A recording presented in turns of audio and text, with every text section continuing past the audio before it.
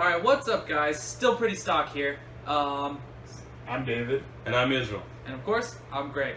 So today we want to do something a little different. We actually want to talk about our car history. So we want to kind of give you guys a detail at where we come from as far as our experience with owning vehicles.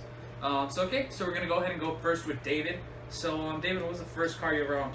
So the first car I owned was a 1999 Chevy Silverado 1500. It had the 5.3 V8 in it, so it was a pretty good engine. It ran really well. Had it almost at about 200,000 miles, so never any complaints with the engine. Had other minor issues. Started getting differential problems. My rear differential started going out. That had to be replaced about a year before I got rid of the truck. And yeah, man, it was one of the big issues. A couple other things were like my water pump and stuff like that. I mean, they go out after a while. Of course, almost had 200,000 miles, so normal tear like that. Exactly. It's That age, expected. yeah. I mean, it's 15 years, 17 years at that point. So Yeah. shit, yeah. So basically, yeah, I mean, that truck I really had no issues other than normal wear and tear on it. Had it sustained a lot of beatings. It had been through, I think, 2 car accidents, previous owners. And then, yeah, that thing was beat to hell and still works. That's nice, man. So why'd you get rid of it, and what are you in now? The reason I got rid of it is because it started getting more issues, more than I actually want to take care of. So it started getting kind of costly, so I tried to grab something else. Now I'm driving a 2007 Dodge Ram 1500. It's got a 4.7 V8 in it, so another good sized engine. Nice, yeah. Gets you around, right? So yeah, man, as long as I'm going around. Yeah. Alright, Greg, so now to you. What was your first car? Okay, so my first car, this is technically, was a 1984 Camaro. It had an engine swap, so it was stock V6, but it was a V8. It was probably dropped in from an old Caprice. It was probably from an old auctioned police cruiser. Yeah. And so I got that car, and we worked on it for a little bit while I was still in middle school. We were getting ready. That was supposed to be my high school car, but things just didn't work out. So when I got my license, we went shopping around, and we found a 1988 Chevy Silverado 1500. Single cab short bed. It was a 5.7 liter V8, 2-wheel drive. It was a drag truck. It was that thing was fun, heavy in the front, way up in the back. That thing was, I really loved that truck, man. Yeah, dude, it was a lot of fun. Except for that it had no AC. Other than that, it was a really fun truck. Yeah, it was nice. You know, I really enjoyed that truck. It would have been a great high school car. It had a lot of issues though. Yeah, definitely. And we'll get into that. So the Silverado, it would constantly die, and we didn't know what was wrong with it. Most of the time we thought it was CPU problems, which it was, but it wasn't the CPU being wiped or being corrupted, which we wiped it twice. Right. Turns out it was just disconnecting. And the bad thing was that was the first year Chevy switched the Silverados to CPU over carburetor. So if I had gotten a truck that was 1 or 2 years older, I wouldn't have had any issues. Right. And so with that truck, you know, the problems kept happening, and eventually I had to leave it at home and drive other things. And so when it started sitting there, you know, it wasn't that great. And then when I finally figured out the issues with the computer, it was working again, and then something went off. It was sounding gross. So we thought it was just the belt and the tensioner pulley and the pulleys. So we replaced all of that. We get it running, and we're letting it sit there. Belt flies off, and we don't know what's wrong. Turns out the harmonic balancer's bent. So that wasn't good either. Right. So at that point, it was like, it just cut our loss. We don't have money to work on this truck right now. So that truck sits there, and then of course the tranny's sitting there, so the gaskets dry out, so the transmission fluid starts leaking, and yeah, pretty much from that on, that truck was out. We eventually sold it to a good friend. He does all our tint and all our radio installs. Yeah. He towed it, bought it. They rebuilt it. They told me they had to drop the motor and the tranny. Jeez. But they got it done. They repainted her blue, which I don't agree with, but I haven't seen the pictures yet, so I'm excited to see how she's doing. So while I was in this intermittent period without a car, I was driving 2 other vehicles that got us around a lot. Yeah, definitely. And that would be one, my mom's 2004 Dodge Intrepid. Shout out to the Intrepid. And Rode in it. And my dad's 2001 Chevy Silverado 1500. That one was an extended cab short bed. It's the V6. That thing's still running, and we still like that truck. You know, we keep it around. The Intrepid got us everywhere. That was mom car central. Mom car to the max, man. Oh man, like we'd all go to the mall, and you see these 4 big dudes. We'd have friends with us, but you see 4 or 5 big dudes getting out of a Dodge Intrepid, and sometimes you wonder what the fuck are they doing? But it did what it needed to do. It was a fun little car. Well, I had to wait for something. So yeah, never let you down. Had rockin' AC. I mean, what else could you ask for really at that point? Right, and that's the great thing about it. It never failed. Yeah, you never had any problems with it. Right. So I guess if you want to say anything with my true high school car, you can debate the truck, but it's probably the Intrepid, honestly, which sounds awful, but hey, you start somewhere. Right. Yeah. And so that happens, and then I graduate, or I'm about to graduate, and we go shopping around. Personally, I was interested in a TC. Or if I could find a really used FRS or something. Right. Couldn't find anything. And I liked hot hatches. And we went to the Chevy dealership that you guys saw in our other video. And lo and behold, they have the Sonic right in our price range. And I was never in the market for one. Right. They had crossed my mind, but I was never looking at one. Because I had already tried a turbocharged Dart, and my heart was set on finding one of those now. Mm-hmm. Couldn't find one that wasn't dented or had multiple owners, and it wasn't worth the money. But yeah, so the Dart was pretty much what I wanted. Right. Like I was just in love with the Dart, and so they're like just get in the car, just try it. And I sit in it, and first thing that everyone tells me, and then like I even got to sit in the backseat, and it's roomy.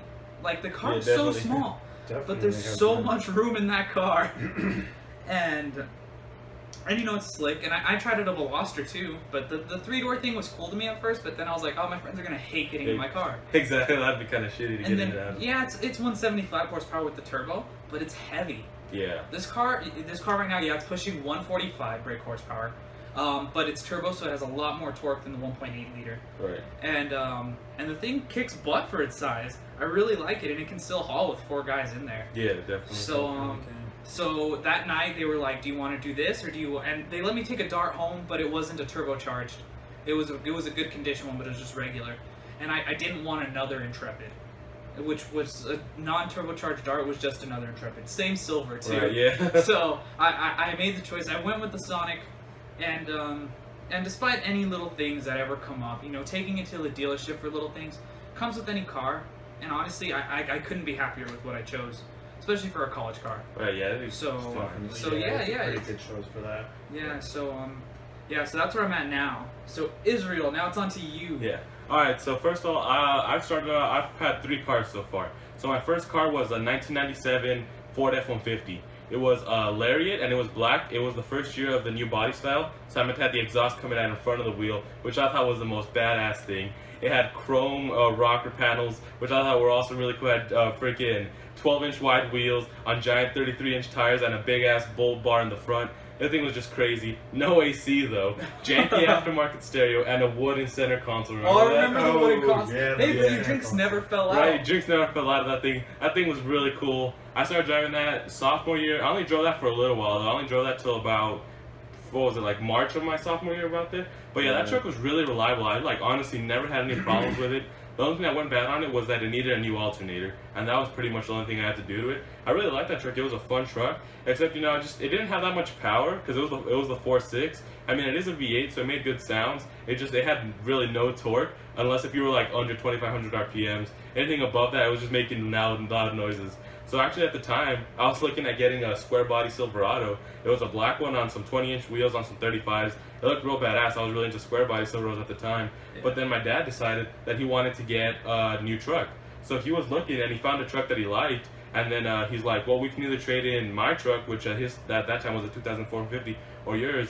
And then they're like, if we trade in yours, you can have my old 2004. So we did that. And that's how I ended up getting my 2004 50. And that truck, I was in love with that truck. We bought that truck when I was in 5th grade, and I wanted to have that truck from the moment we bought it.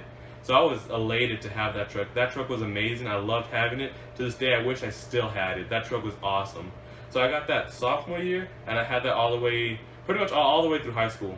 I drove that from the second half of sophomore year all the way through graduation and all of college, really, because I didn't really switch to my new truck almost until the summer of the end of my freshman year in college.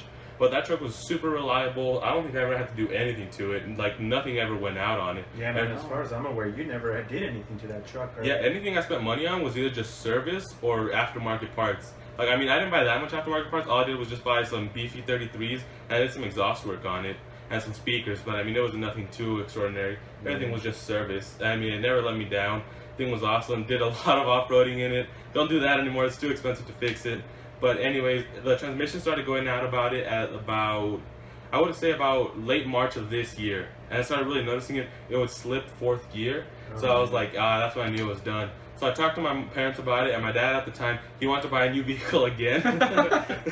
Dude, your dad was he's on it with trucks. Yeah, exactly. So he ended up getting a 2012 Dodge Ram 1500. It's a really nice truck. So we ended up trading in that green 2004 F-150 on that. And now I have his 2007 Chevy Silverado, which is now mine. And yeah, she's been running. I've had her now for almost going on 3 months. And all I've really done to her is just get some exhaust work and just clean it up because, you know, if any of you guys know, if you guys are from New Mexico, people around here really love their chrome. We call that dad style around here. Yeah. So I had to anti-dad it. Had to take off all the chrome. I plastic dipped all the badges like a truck racer. You know how I do. And you know, hopefully I can get some wheels by the end of the summer, and she'll be looking really good. And you know, that's my car history. Yeah, I know. And on the chrome thing, really quick, it's just. Do you guys agree with me? It's just a generation thing, right? Yeah, it's definitely a generation thing. Because there's some old cars around here that I love all the chrome on them. Yeah. And then there's some new stuff that I'm like, why? Yeah, exactly. And like around here, you see it a lot with pickup trucks too, like Right. WIs, and they'll just put way too much chrome on it. Yeah, especially on a lot of like lariats and stuff. Whenever they didn't have the single tone now, like they do now, but those two tones had a lot of chrome on them, more than most people would. Yeah, because like my 2050 had a lot of chrome on it. We had to take a lot of chrome off. Oh, I remember when you got it. Yeah, it was that was like a dad truck. yeah, it was over the top on the chrome. But I like de-chromed it, and it was just a real nice truck. It was awesome. I loved it. Yeah. So. Rest in peace, the Millennium Falcon. Don't you still have the VIN number written down? Yeah, somewhere? I got the VIN number written down. Hopefully one day I can buy her back. I mean, I know it's far-fetched, but hey, you know, maybe one day. Right. Yeah. Okay, so now future plans. So, David, realistically, what car do you want to get next after this? I mean, it could be the 4 years after college. It could be within the next few years. What are you looking at? Well, since right now I still have my 2007 Dodge Ram, which I currently just barely bought, maybe about a month ago. Yeah, it's it hasn't been that long. So since I barely got that, I'll probably keep that around until I finish paying it off, probably a couple years after that. But realistically, I'm looking at maybe about a 2012 to whatever the new year at that time would be. New, I'd say single cab truck again. Right. That'd be fun. Yeah. And I'm getting used to the single cab, so. Single cap V8, right? Definitely. Probably just going to be a street racing truck, so I mean, why not? Hey, do you? But if that doesn't happen, then I'll probably just get another half-ton truck and, I don't know, call it good with anything really. All right. Do you have any brands you prefer, or are you? I don't know. I'm really starting to like the Dodge that I have right now, so it might be a Dodge 1500.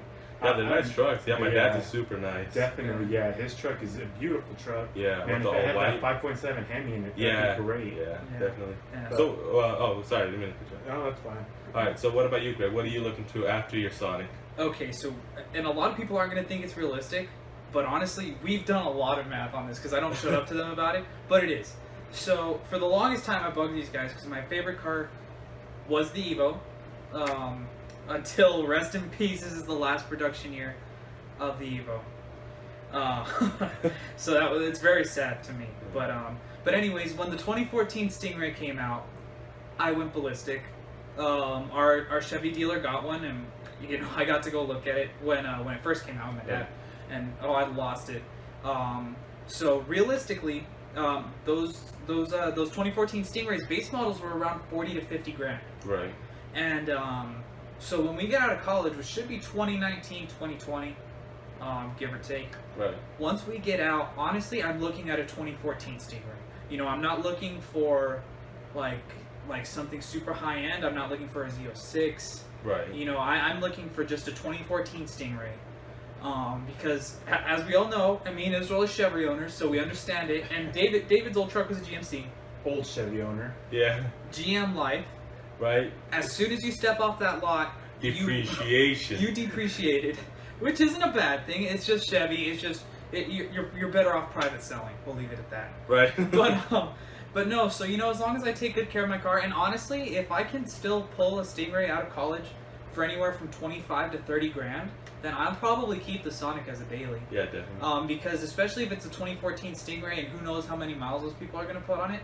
I mean, for all I know, it could be mine, and I end up having to do work on it. Right. Which, for me, isn't the worst thing because it's still front engine and it's still American, so I can work on it. Yeah, it's an LS, so it'll be super easy to find parts. Yeah, for it. so, and honestly, it's the car that I really want. And me and you got to look at a new Yeah, 2016. C51 Yeah, that in the thing was dealership, crazy. and you were iffy on them. Yeah, I And was, then you got honestly. to get in. Yeah, and they're awesome.